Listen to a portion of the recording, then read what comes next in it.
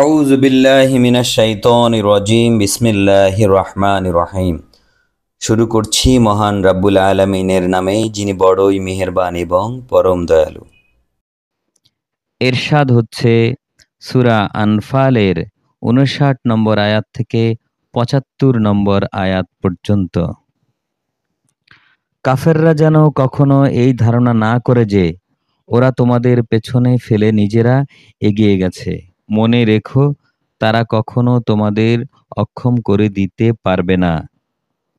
তাদের সাথে মোকাবেলার জন্যে তোমরা যথাসাধ্য শক্তি, সাজ সরঞ্জাম ও ঘোড়া প্রস্তুত রাখবে এবং এ দিয়ে তোমরা আল্লাহর দুশমন ও তোমাদের দুশমনদের ভিতর সন্ত্রস্ত করে দেবে।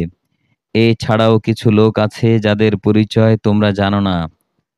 আল্লাহ তাআলাই তাদের চেনেন। আল্লাহ তাআলার পথে তোমরা যা কিছুই ব্যয় করবে তার পুরোপুরি প্রতিদান তোমাদের আদায় করে দেয়া হবে এবং তোমাদের উপর বিন্দুমাত্র জুলুম করা হবে না।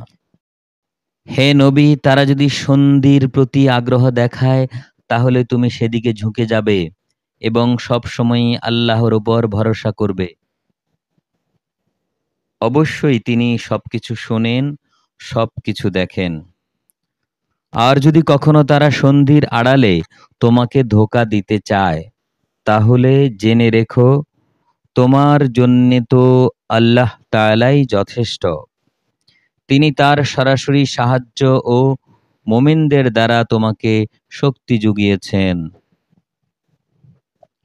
আল্লাহ তাআলা তাদের অন্তরসমূহের মাঝে পারস্পরিক ভালোবাসা ও সম্প্রীতির বন্ধন স্থাপন করে দিয়েছেন।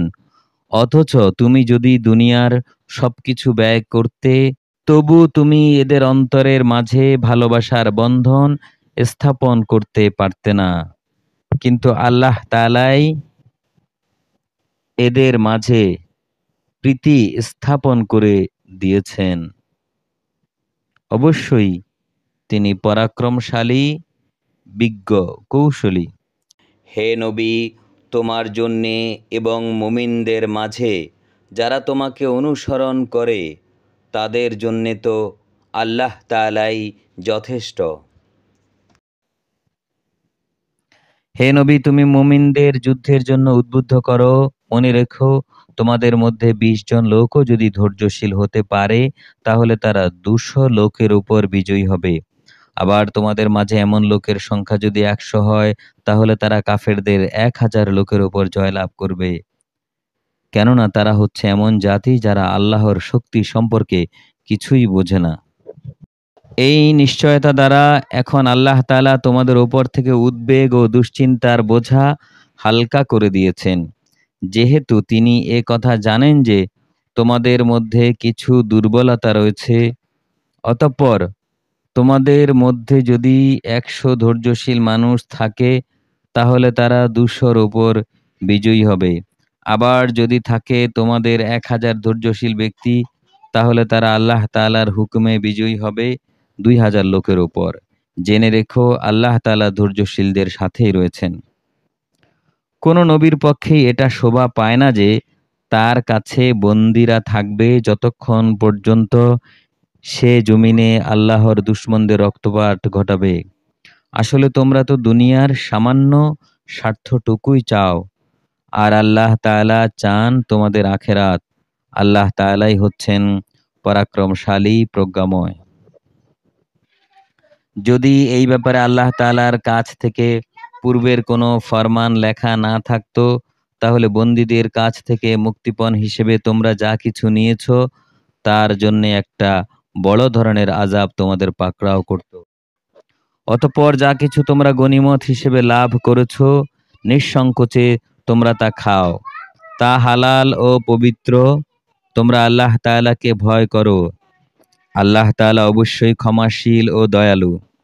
হে নবী, তোমার হাতে যেসব বন্দী রয়েছে যে তাদের তুমি বলো, আল্লাহ তাআলা যদি জানতে পান যে তোমাদের দিলে ভালো কিছু গ্রহণের যোগ্যতা আছে তাহলে তিনি তোমাদের ঈমানের এমন এক কল্যাণ দান করবেন, তোমাদের কাছ থেকে মুক্তিপণ হিসেবে নেয়া হয়েছে যা তার চাইতে অনেক ভালো এবং তিনি তোমাদের গুনাহসমূহ মাফ করে দেবেন।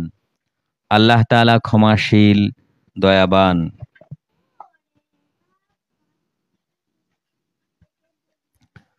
আর তারা যদি তোমাদের সাথে বিশ্বাসঘাতকতা করতে চায়, তাহলে তুমি ভেবো না, এরা তো এর আগে আল্লাহ তাআলার সাথেও বিশ্বাসঘাতকতা করেছে।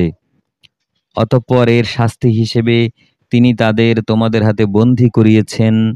আল্লাহ তাআলাই হচ্ছেন জ্ঞানবান, কৌশলী। নিঃসন্দেহে যারা ঈমান এনেছে এবং ঈমানের জন্য হিজরত করেছে, নিজেদের জানমাল দিয়ে আল্লাহর পথে জিহাদ করেছে এবং যারা মুহাজিরদের আশ্রয় দিয়েছে, সাহায্য করেছে, তারা সবাই পরস্পরের বন্ধু। অপরদিকে যারা ঈমান এনেছে অথচ এখনো হিজরত করেনি, যতক্ষণ পর্যন্ত তারা হিজরত না করবে ততক্ষণ পর্যন্ত তাদের অভিভাবকত্বের দায়িত্ব তোমার উপর নেই। তবে কখনো যদি তারা একান্ত দ্বীনের খাতিরে তোমাদের কাছে কোনো সাহায্য চায়, তাহলে তাদের সাহায্য করা তোমাদের কর্তব্য। তবে তা যেন এমন কোনো সম্প্রদায়ের বিরুদ্ধে না হয় যাদের সাথে তোমাদের চুক্তি রয়েছে। বস্তুত তোমরা যা কিছু করো আল্লাহ তাআলা তার সব কিছুই দেখেন। যারা কুফরি করেছে তারা একে অপরের বন্ধু। তোমরা যদি একে অপরকে সাহায্য করার সেই কাজটি না করো, তাহলে আল্লাহর জমিনে ফিতনা, ফাসাদ ও বড় ধরনের বিপর্যয় সৃষ্টি হবে। যারা ঈমান এনেছে, ঈমানের জন্য হিজরত করেছে, আল্লাহর পথে জিহাদ করেছে এবং যারা মুহাজিরদের আশ্রয় দিয়েছে এবং তাদের সাহায্য করেছে, মূলত এরাই হচ্ছে সত্যিকারের মুমিন। এদের জন্যে আল্লাহ তাআলার ক্ষমা ও উত্তম জীবিকার ব্যবস্থা রয়েছে। যারা পরে ঈমান এনেছে, হিজরত করেছে এবং তোমাদের সাথে জিহাদ করেছে, তারাও তোমাদের অন্তর্ভুক্ত। যারা আত্মীয়তার বন্ধনে একে অপরের সাথে আবদ্ধ, আল্লাহর কিতাব অনুযায়ী তারাও একে অন্যের বেশি হকদার। নিশ্চয়ই আল্লাহ তাআলা সব ব্যাপারে সম্যক ওয়াকিফহাল। মহান আল্লাহ যা বলেছেন সত্য বলেছেন।